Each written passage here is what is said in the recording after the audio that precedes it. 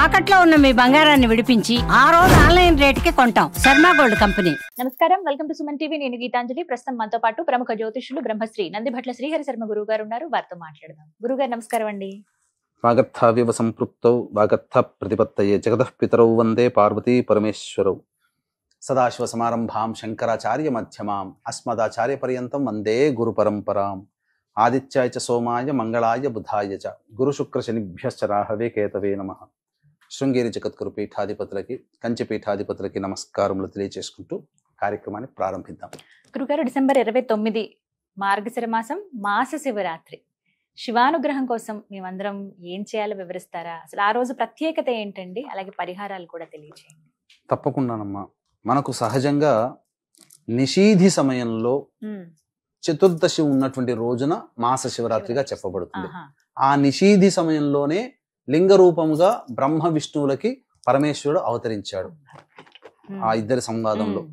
కాబట్టి ఎప్పుడు కూడా చతుర్దశి తిథి నిషీధి సమయం ఉండగా చేసుకోవడం. ఖచ్చితంగా చతుర్దశి తిథి నిషీధిలో ఉంది అని అంటే ఉదయానికి త్రయోదశి తిథి స్పర్శ ఉంటుంది. కానీ ఈ మార్గశిర మాసంలో డిసెంబర్ 29వ తారీఖు రోజున, అందున ఆదివారము కాబట్టి ఆ రోజున చతుర్దశి తిథి తెల్లవారుజామున 3:22 నుంచి మళ్ళీ 30వ తారీఖు తెల్లవారుజామున 4:18 వరకు ఉంది. అంటే ఆ రోజు మొత్తం కూడా చతుర్దశి తిథి ఉంది. పైగా సమస్త లోకాలకి శక్తినిచ్చేవాడు, కాంతినిచ్చేవాడు, ఆరోగ్యాన్ని ఇచ్చేవాడు సూర్య భగవానికి సంబంధించినటువంటి రోజు రావడం విశేషం. ఇంకొక విశేషం చాలా గొప్పగా ఉందమ్మా, అది కూడా చెప్తాను. ఎందుకు ఈ మార్గశిర మాసంలో వచ్చే మాస శివరాత్రి విశేషమైనటువంటిది అంటే, ఆ రోజున జ్యేష్ఠ నక్షత్రం ఉంది, ఆదివారం అయింది, చతుర్దశి తిథి చాలా విశేషం అమ్మా. అలభ్య పుణ్యతిథి అని అంటారు వీటిని. అందుకనే ఆ రోజున ఖచ్చితంగా కొన్ని నియమాలు ప్రతి మానవుడు కూడా పాటించాలి. ఏమా నియమాలంటే, సూర్యోదయానికంటే ముందే లేచి కాలకృత్యాదులు తీర్చుకొని ఉదయిస్తున్నటువంటి సూర్యుడికి నమస్కారం చేసుకొని, ఇలా నమస్కారం చేసుకొని సూర్యాష్టకం 6 సార్లు చేయాలి. 6 సార్లు చదివిన తర్వాత ఆ రోజు పాటించాల్సిన నియమాలు: బ్రహ్మచర్య వ్రతం, మద్యపానం, ధూమపానం, మాంసాహార భోజనం, అలాగే ఇటువంటి చేయకూడని పనులు, క్షురకర్మ, ఇవన్నీ కూడా చేయకూడదు ఆ రోజున ఖచ్చితంగా. ఆ తదనంతరం ఆ రోజు వీలైతే ఉపవాసం ఉంటే చాలా మంచిది. లేదు ఉండలేని వాళ్ళు భోజనం చేయవచ్చు. సాయంకాలానికి మాత్రమే ప్రదోష కాలంలో, మాస శివరాత్రి రోజున ప్రదోష కాలానికి చాలా విశిష్టత ఉంది. ఎందుకనంటే పరమేశ్వరుడు సతీ సమేతముగా వృషభారూఢుడై ఈ యొక్క మానస సరోవరం ఉంది కదా టిబెట్, అక్కడి నుంచి బయలుదేరి ప్రదోషకాల సమయంలో మల్లికార్జున స్వామి దేవస్థానం గుండా వెళ్తాడు. కాబట్టి కైలాసం నుంచి భూమికి ఎత్తించే సమయం ప్రతిరోజు ఈ యొక్క ప్రదోషకాల సమయం. ఎవరైతే ప్రదోషకాల సమయంలో ఈశ్వరుని అర్చిస్తారో వాళ్ళకున్నటువంటి సమస్త పాపములు క్షయమైపోతాయి. అంటే పాపం దేవతల్లో కూడా పాపాలు చేశారు, కానీ దేవతలు కూడా ఇటువంటి పుణ్య సమయాల్లోనే అర్చించాల్సినటువంటి మూర్తులని అర్చించి వాళ్ళ పాపాన్ని పోగొట్టుకున్నారు. ఆ విధానాన్ని మనకు తెలియజేశారు పురాణాల అంతర్గతంగా, కొన్ని సూక్తుల అంతర్గతంగా. కాబట్టి మనము అత్యంత పుణ్యం చేసుకున్న వాళ్ళమేమో అనిపిస్తుంది. ఎందుకంటే మానవ లోకంలో ఇవన్నీ చేసుకోవడానికి వీలుగా ఉంది. సృష్టిలో ఒక మానవుడికి తప్ప ఏ ప్రాణికి కూడా ఇంతటి అవకాశం లేదు. కాబట్టి ఇటువంటి అవకాశాన్ని మనం వినియోగించుకోవాలి. ఎందుకంటేనమ్మా, శివాజ్ఞ లేనిదే చీమైన కుట్టదు. కాబట్టి ఈ 2024 సంవత్సరంలో వీక్షించేటువంటి ప్రేక్షకుల్లో పాపం ఎంతమంది కష్టాలు పడి ఉంటారో, ఎంతమంది బాధలు పడి ఉంటారో, ఎంతమంది సమస్యలు వచ్చి ఉంటాయో, వాటన్నిటికీ పరిష్కారం లేదా? ఇంకా భవిష్యత్ అంతా 2025, 24 అయిపోతుంది, 25లో కూడా ఇలాగే ఉంటుందా అని చెప్పి ఆలోచించే వాళ్ళు ఉంటారు. భగవంతుడి మీద నమ్మకాన్ని కోల్పోతుంటారు. కానీ ఎవరున్నా లేకపోయినా ఆ పరమేశ్వరుడు మనతో ఉన్నాడు. ఆ పరమేశ్వరుడు మన పక్కన ఉన్నంత వరకు మనల్ని ఇబ్బంది పెట్టే సమస్య అంటూ ఉండదని చెప్పడంలో ఏమాత్రం సందేహం లేదు. కాబట్టి ఆ రోజున చేసుకోగలిగినటువంటి పరిహారాలు, ముఖ్యంగా ప్రతిరోజు కూడా కొన్ని ప్రధానమైనటువంటి వివరాలు మీకు తెలియచేస్తాను మా ప్రేక్షకులకి. ఏంటనంటే, ప్రతిరోజు కూడా ఒక రాహుకాలం ఉంటుంది కదా, కానీ ఈ 7 రోజుల్లో ఉండే రాహుకాలాలలో కంటే ఆదివారం నాడు వచ్చే రాహుకాలానికి అమోఘమైనటువంటి పుణ్యం ఉంటుంది. ఏ సమయానికి వస్తుంది? అది సాయంత్రం 4:30 నుంచి ఉజ్జాయింపుగా 4:30 నుంచి 6 గంటలు. అది ఏంటి సమయం అంటే, అది శరభేశ్వర సమయంగా చెప్పబడి ఉంది. ఓ. అంటే హిరణ్యకశిపుని సంహరించడం కోసమే ఉద్భవించినటువంటి ఆ ఉగ్ర నరసింహమూర్తి ఉగ్రతత్వాన్ని తగ్గించుకోలేక ఆ ఉగ్రతత్వాన్ని చూసి భీతిలిన్నటువంటి సమస్త దేవ మానవ గణములన్నీ కూడాను పరమేశ్వరుని స్తుతిస్తే ఆ పరమేశ్వరుడు ఆయనతో సమానమైనటువంటి రూపాన్ని ధరించాడు. పక్షి రూపంలో, ఓ. అనగా పక్షి రూపాన్ని రెక్కలతో సహా, ఉమ్. అలాగే సింహము తలకాయ, ఈ విధంగా రూపాన్ని సంతరించి ఉమ్. భూమ్యాకర్షణ శక్తి లేని చోటకి ఆ ఉగ్ర నరసింహమూర్తిని తీసుకుని వెళ్ళి అక్కడ యుద్ధం చేసి ఆ నరసింహ ఉగ్రతత్వాన్ని తగ్గించి భూలోకానికి పంపుతాడు. తీసుకొస్తారండి. ఆ శరభేశ్వరుని యొక్క రెక్కలలోనే ప్రత్యంగిర ఉద్భవించింది. అమ్మవారు కూడా అలాగే ఆ, ఉంటారు అందుకని. అది.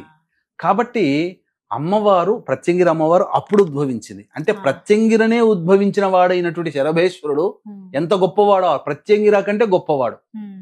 కాబట్టి ఆ శరభేశ్వర సమయము ఆ సాయంకాల ప్రదోష కాలంలో ఉండేటువంటి 4:30-6 కాలంలో.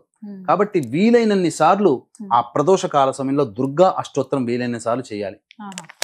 తరువాత ఆ ప్రదోష కాల సమయంలోనే శివాలయానికి చేరుకోవాలమ్మ. ఎందుకంటే 5:22 సూర్యాస్తమయం అవుతుంది.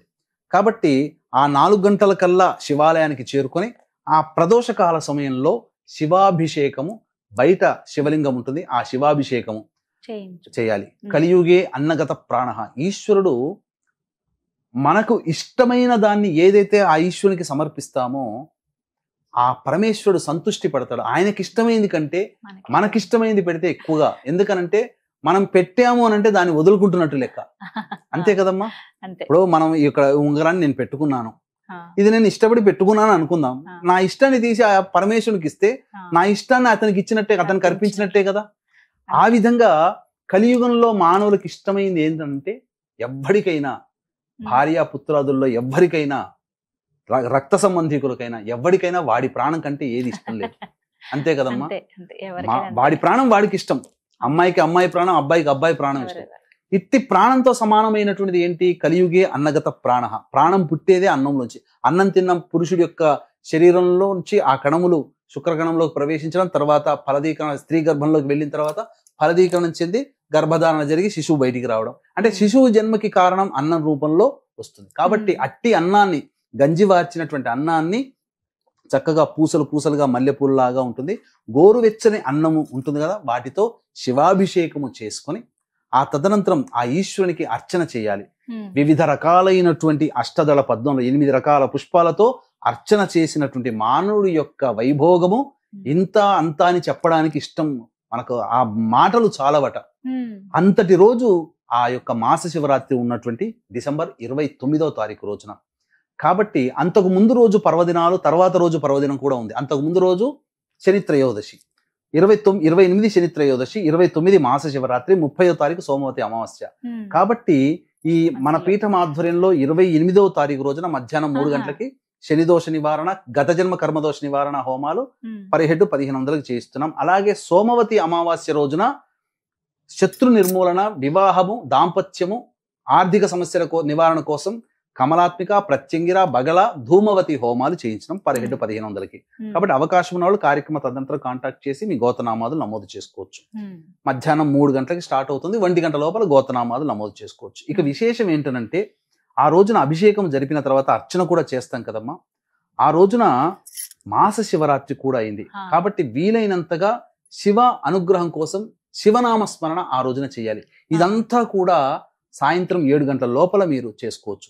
ఆ యొక్క పరమేశ్వరునికి అభిషేకం చేసినటువంటి అన్నాన్ని నైవేద్యంగా పెట్టి నైవేద్యంగా మనం స్వీకరించవచ్చు, భక్తులకి పంచవచ్చు. ఇంకా వివిధ ద్రవ్యాలతో కూడా అభిషేకం చేయవచ్చునమ్మా ఆ రోజున. పండ్ల రసాలతో చేయొచ్చు, పంచామృతాలతో చేయొచ్చు, విభూతి కలిపిన నీటితో చేయొచ్చు, చెరుకు రసంతో చేయొచ్చు.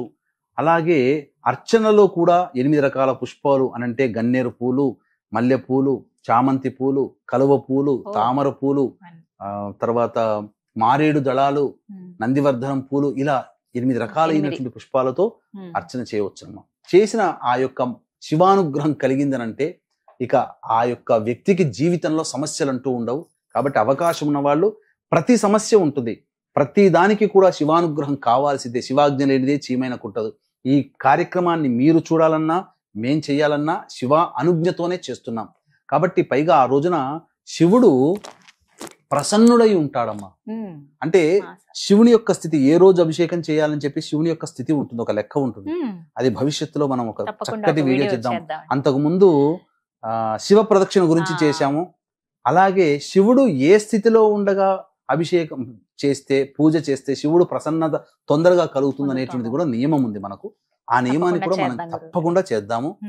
ఆ విధంగా ఆ రోజున ఆ నియమాన్ని అనుసరించి ఆ రోజున శివుడు ప్రసన్నుడుగా ఉంటాడు. కాబట్టి ఖచ్చితంగా వీక్షించేటువంటి సుమన్ టీవీ ప్రేక్షకులు ఎల్లరూ కూడా ఈ నియమాన్ని పాటించండి, ఈ అభిషేకాన్ని ఈ విధంగా చేసుకోండి. ప్రతి సమస్యకి పరిష్కారాలు మానవ పరిహారం, దైవ పరిహారం. మానవ పరిహారంగా ఇప్పుడు మీకు చెప్పినవి దేవాలయంలో మీరు చేసుకోగలిగేటువంటి, దైవ పరిహారంగా పీఠమాధ్వర్యంలో శని త్రయోదశి, సోమవతి అమావాస్య రోజున జరిగేటువంటి కార్యక్రమాల్లో నమోదు చేసుకోవచ్చు. ఈ విధంగా మాస శివరాత్రి డిసెంబర్ 29 3 రోజులు చక్కగా విశేషమైనవి వచ్చాయి కాబట్టి ఏ రోజు వదలకుండా చక్కగా పూజ చేసుకోవటం. అంతేకాకుండా ఆ రోజునమ్మ జ్యేష్ఠ నక్షత్రం ఉంది. సాక్షాత్తు వెంకటేశ్వర స్వామికి జ్యేష్ఠ మాసంలో ఈ యొక్క జ్యేష్ఠ నక్షత్రం ఉన్నటువంటి ముందు రోజు, తర్వాత రోజు, ఆ విధంగానే జ్యేష్ఠోత్సవం, జ్యేష్ఠాభిషేకం చేస్తారు విష్ణు భగవానికి. విష్ణు భగవానికి సంబంధించినటువంటి మాసం మార్గశిర మాసంలో జ్యేష్ఠ నక్షత్రం ఉన్న రోజున మాస శివరాత్రి కలిసి రావడం కూడా చాలా విశేషం. అన్ని విశేషమైన రోజులే ఉన్నాయి. అసలు చాలా చక్కగా వివరించారండి. చక్కటి పరిహారాలు అందరూ చేసుకోదగినవి కూడా. ధన్యవాదాలు గురుగారు. నమస్కారం. సర్వం శ్రీ ఉమామహేశ్వర పరబ్రహ్మార్పణమస్తు.